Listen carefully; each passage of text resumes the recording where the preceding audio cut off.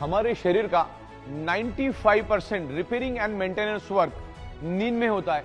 इसीलिए कुदरत ने रात बनाई ताकि हम सो सके। जब आप सोते हो तो आपके उस टाइम हमें हाईएस्ट ऑक्सीजन की जरूरत पड़ती है।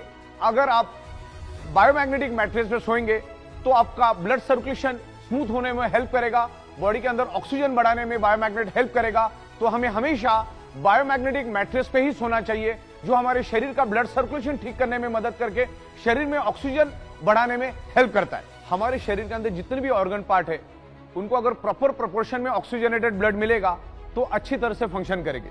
जैसे किडनी को अच्छी तरह से ब्लड मिलेगा तो किडनी अच्छी तरह से फंक्शन करेगी। पैनक्रियाज को अगर अच्छी तरह से ब्लड मिलेगा तो पैनक्रियाज अच्छी तरह से फंक्शन करेगा, इंसुलिन जनरेट करेगा। वैसे जब हम सोते हैं तो हमारे ब्रेन में एक पिनेल ग्लैंड नाम का एक ऑर्गन पार्ट है। Penal gland generate melatonin hormones, और ये मेलाटोनिन हार्मोन से एकमात्र ऐसा हार्मोन है जो हमें नींद देता है। लेकिन पिनेल ग्लैंड तभी मेलाटोनिन हार्मोन जनरेट करेगा जब पिनेल ग्लैंड को प्रॉपर प्रोपोर्शन में ऑक्सीजनेटेड ब्लड का सप्लाई मिलेगा। प्रॉपर प्रोपोर्शन में ऑक्सीजनेटेड ब्लड का सप्लाई मिलेगा तो penal gland melatonin hormone generate करेगा और हम लोग 8 घंटा गहरी नींद में सो सकते हैं। अगर पिनेल ग्लैंड को प्रॉपर प्रोपोर्शन में ऑक्सीजनेटेड ब्लड नहीं मिला तो प्रॉपर प्रोपोर्शन में वो penal gland melatonin hormone generate नहीं कर पाएगा, जिससे हमारी नींद कम हो जाएगी। 2 घंटा, 3 घंटा, 4 घंटा ही हम सो पाएंगे, जबकि एक एडल्ट ह्यूमन बॉडी को कम से कम 8 घंटा, ज्यादा से ज्यादा 8 घंटा ही सोना चाहिए। बायोमैग्नेटिज्म हमारे शरीर को बैलेंस करने में हेल्प करता है। अगर आप ज्यादा सोते हो तो भी आप मरीज है, अगर आप कम सोते हो तो भी आप मरीज है। बायोमैग्नेटिज्म हमारे पूरे शरीर को टॉप टू बॉटम बैलेंस करने में हेल्प करता है, क्योंकि ये सर्कुलेटरी सिस्टम के ऊपर काम करता है। शरीर में ऑक्सीजन बढ़ता है तो हमारा शरीर बैलेंस होता है, ब्लड सेल्स हेल्दी होते हैं। हमारे शरीर में कुदरत ने नेचुरल सेल्फ हीलिंग की कैपेसिटी डाल के रखी है। फॉर एग्जांपल मैं आपको बता देता हूं कि अगर मेरे हाथ को स्क्रैच आ जाए और मेरे कार को स्क्रैच आ जाए तो 3 महीने के बाद किसका स्क्रैच दिखेगा? मेरे हाथ का स्क्रैच तो मुझे पता भी रहेगा कि लेफ्ट में स्क्रैच हुआ क्या राइट में स्क्रैच हुआ, क्योंकि कार में सेल्फ हीलिंग कैपेसिटी नहीं है। ह्यूमन यानी हमारे इंसानी शरीर में नेचुरल हील होने की कैपेसिटी कुदरत ने दी है। आज इंसान छोड़ा तो दुनिया का हर जानवर आज भी कुदरत के साथ जुड़ा हुआ है। आज जंगल का शेर भी जमीन के साथ जुड़ा हुआ है, कुदरत के साथ जुड़ा हुआ है। आज भी शेर जमीन पे सोता है, कुदरत का पानी पीता है, नदी का पानी पीता है, कुदरत में रहता है। इवन गली का डॉग भी आज जमीन से जुड़ा हुआ है। ये इंसान ही एक ऐसा प्राणी है जिसका शरीर 150 साल के लिए बना है, लेकिन आज वो 30, 35, 40, 45, 50, 60 साल में उसको खत्म और बर्बाद कर देता है। दोस्तों, आज भारत डायबिटीज का कैपिटल बन चुका है। दुनिया के सबसे ज्यादा डायबिटीज के पेशेंट इंडिया में है, क्योंकि बदकिस्मती से हमारा जो फूड है वो कार्बोहाइड्रेट फूड है। और कार्बोहाइड्रेट फूड आप वेज खाओ या नॉन वेज खाओ, आने वाले 2 से 2.5 घंटे में आप जो भी खाओगे उसका कन्वर्जन फैटी एसिड और ग्लूकोज में कन्वर्ट हो जाता है, और उसको जलाने का काम इंसुलिन का होता है।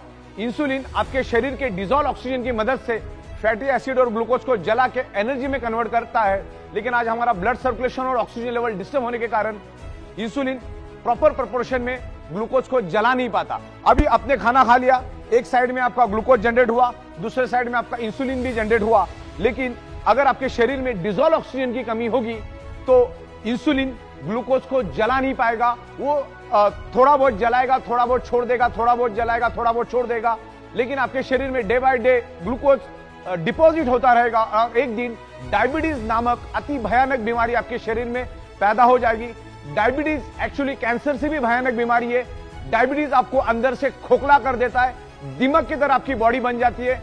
डायबिटीज वाला जब मरता है तो 40 से 45 ऑर्गन पार्ट फेल्यूर से मरता है। आपको मैं प्रैक्टिकल डेमोन्स्ट्रेशन दिखाऊंगा कि इंसुलिन और ग्लूकोज का क्या और ऑक्सीजन का क्या महत्व है। यहां पर एक मोमबत्ती है मेरे पास, मैं मोमबत्ती के ऊपर एक प्रैक्टिकल डेमोन्स्ट्रेशन आपको करूंगा, करके दिखाऊंगा।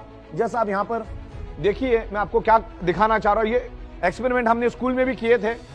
अब मैं यहां पर मोमबत्ती को जलाता हूं, मोमबत्ती जली यहां पर।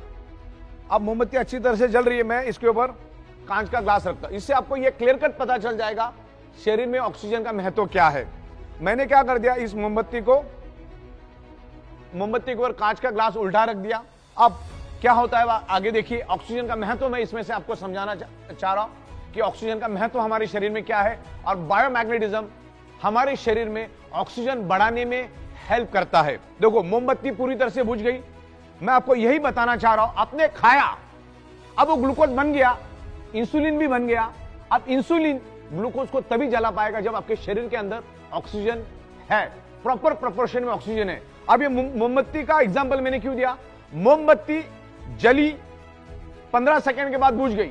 मोमबत्ती 15 सेकंड जली तो जली क्यों? अब 15 सेकंड के बाद बुझी तो बुझी क्यों? उसका एक ही कारण है, ऑक्सीजन की कमी। ऑक्सीजन नहीं मिला, उसने जलना बंद कर दिया।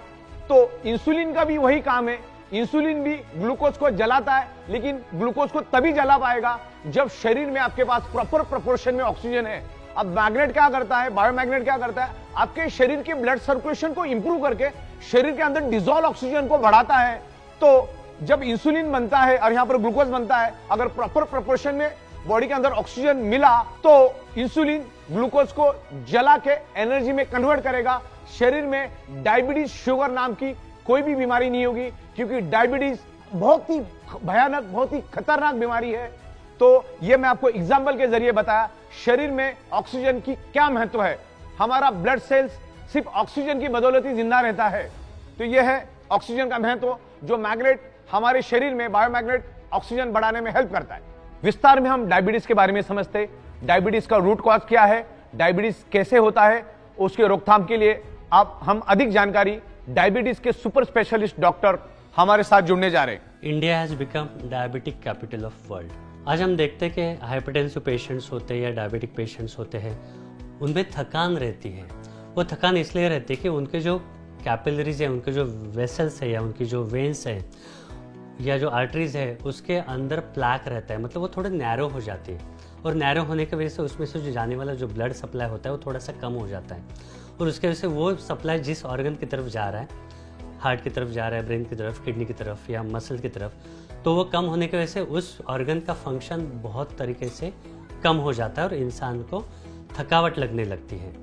अगर ये थकावट से अपने को बचना है तो जो कैपिलरीज है उनको क्लीन रखना पड़ेगा, वेसल्स को क्लीन रखना पड़ेगा, और किसी भी ऑर्गन को काम करने के लिए ऑक्सीजन की ज़रूरत होती है, फ्यूल की ज़रूरत होती है। तो ऑक्सीजन फ्यूल वही अगर नहीं मिला तो ऑर्गन काम नहीं कर पाएगा।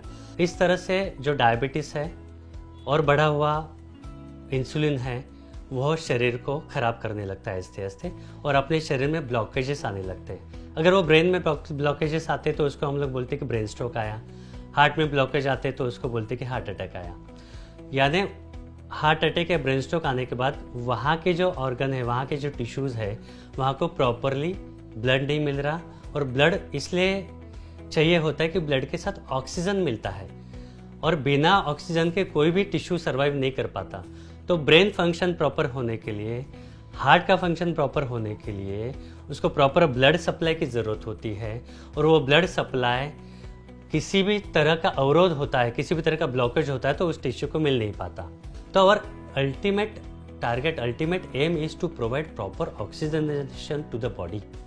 तो ही अपने वेसल्स क्लियर रहेंगे, तो ही प्रॉपर ऑक्सीजन हम लोग दे पाएंगे, तो ही अपने ऑर्गन्स अच्छे से काम कर पाएंगे और हम लोग स्वस्थ रहेंगे। थैंक यू, आपसे हमें बहुत अच्छी जानकारी मिली, और आशा करते हैं कि हमारे लोग आपकी इस नॉलेज का, आपकी इस जानकारी का बहुत अच्छी तरह से यूटिलाइजेशन करेंगे। Thank you. आज हमारा सैटेलाइट, मोबाइल, इंटरनेट सारा का सारा पृथ्वी की मैग्नेटिक फ्रीक्वेंसी के कारण चल रहा है, लेकिन आज एनवायरमेंट में काफी सारा बदलाव आया। जैसे मैंने कहा कि आज हमारे 3 फीट में लोहा है, जिसके कारण पृथ्वी की नेचुरल मैग्नेटिक पावर लोहा अपनी ओर खींच लेता है, जिससे हमारा ब्लड सर्कुलेशन डिस्टर्ब हो जाता है। दिन ब दिन रेडिएशन बढ़ते जा रहा है। अभी 4G के बाद 5G आ चुका है, और 5G के बाद 6G आएगा, तो रेडिएशन भी हमारे ब्लड सर्कुलेशन को फ्लैक्चुएट करता है, डिस्टर्ब करता है। उसके कारण भी हमारे शरीर में ऑक्सीजन की कमी निर्माण होती है। आज ईच एंड एवरी पर्सन की अगर आप शक्ल देखोगे तो स्ट्रेस में डूबा हुआ है।